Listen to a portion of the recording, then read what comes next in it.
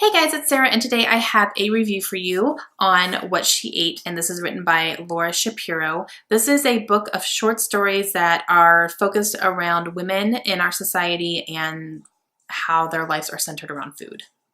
This came out July 25th, and it was sent to me by Viking in order to do a review for you guys, so thank you very much, Viking. So this is available now, and if it's something you're interested in, I'll have the Amazon link down below. So like I said, this follows 6 different women from our society, and it talks about how food influenced their lives or didn't influence their life, and it was interesting.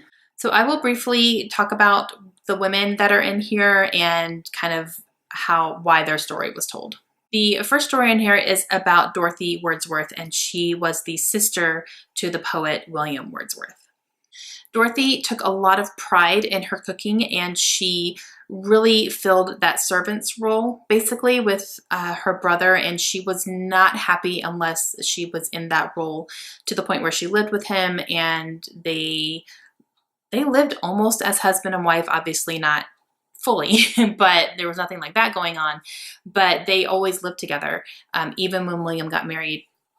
And Dorothy was really not happy unless she was cooking for him. That was when she was the happiest, and seeing him enjoy the food that she made gave her the most joy.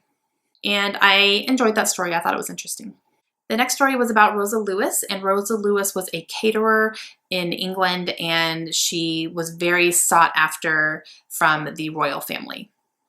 And she ended up really building her own empire, and she ended up running a hotel and a catering service and a restaurant there, and pretty much did it on her own. So she was a big pioneer for women chefs back then, and the story was interesting. I did find her to be very interesting because she seemed really independent, but she ended up getting married, and I don't know why she got married, because she hated her husband. And it was kind of like a rush thing. I think she just did it to be married, I guess. Maybe that helped her have some accolades somehow. I'm not really sure, but I don't even think they lived together most of the time, so that was a little confusing. The third story in here was about Eleanor Roosevelt, and this one was my favorite. So Eleanor Roosevelt is former First Lady and wife to President Franklin D. Roosevelt. And this one was really interesting to me because I learned a lot about them as a couple and learned that they were not happy. They were not a happy couple. Eleanor spent a lot of her time really unhappy in her marriage, and the president was not faithful to her, which was interesting too. I didn't know that. And this one was interesting with the food thing because they were notorious for having the worst White House meals. Like, people would go to the White House to eat, and they did not enjoy the food that they were served. And that a lot of that is, up to the president or the president's wife, whichever, decides the menus and stuff for dinners. And a lot of people, they were notorious for not having good food at the White House. So that was very interesting. Food was never something that she focused on. She didn't care really if it was fancy dinners or if they just had sandwiches. It didn't matter to her. That wasn't a big thing. And she also really, especially early on in their marriage, felt very unconfident in her cooking skills because they lived with Franklin's mother for a long time, and his mother was very overwhelming and very, this is the way things are going to be, and she was very good at all that stuff. Never really gave Eleanor a chance to create her own type of household. So she felt very in the shadows and just didn't feel confident in her domestic skills, basically.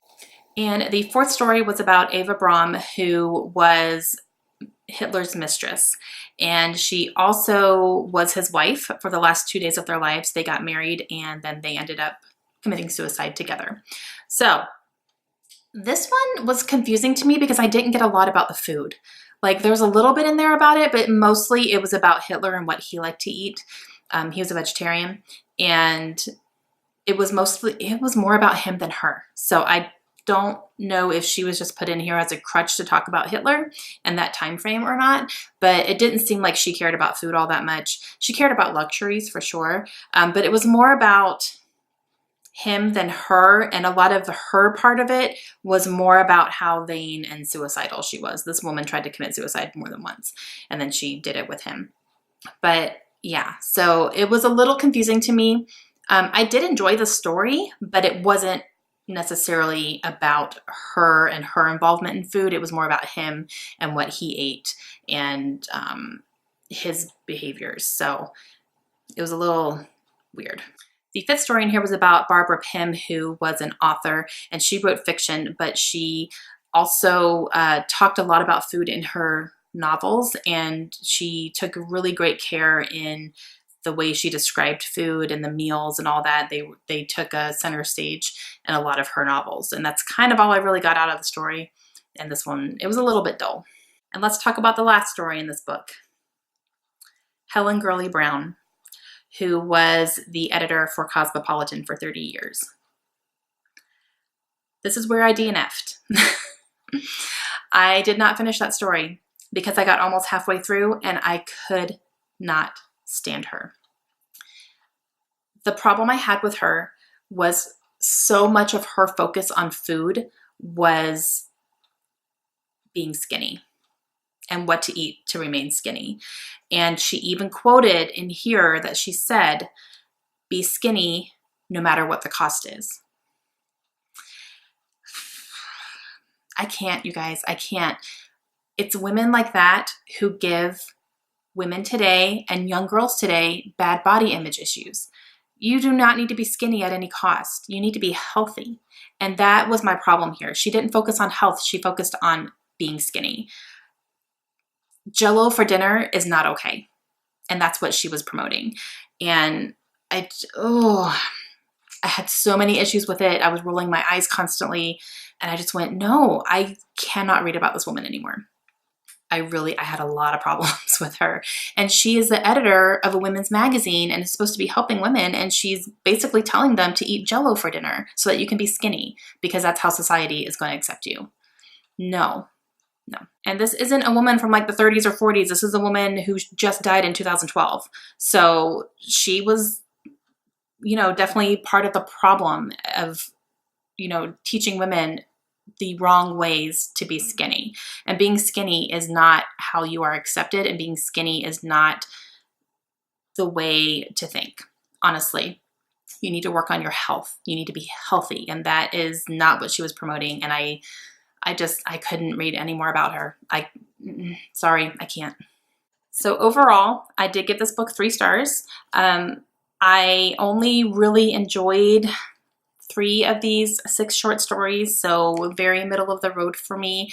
Yeah, so 3-star read for me. But if you guys are interested in this and it's something that you want to look into and think that you would enjoy, I will leave an Amazon link down below so you guys can go check it out. And again, thank you to Viking for sending this my way so that I could review it for you. Hope you guys have a great day, and I'll see you again soon. Bye!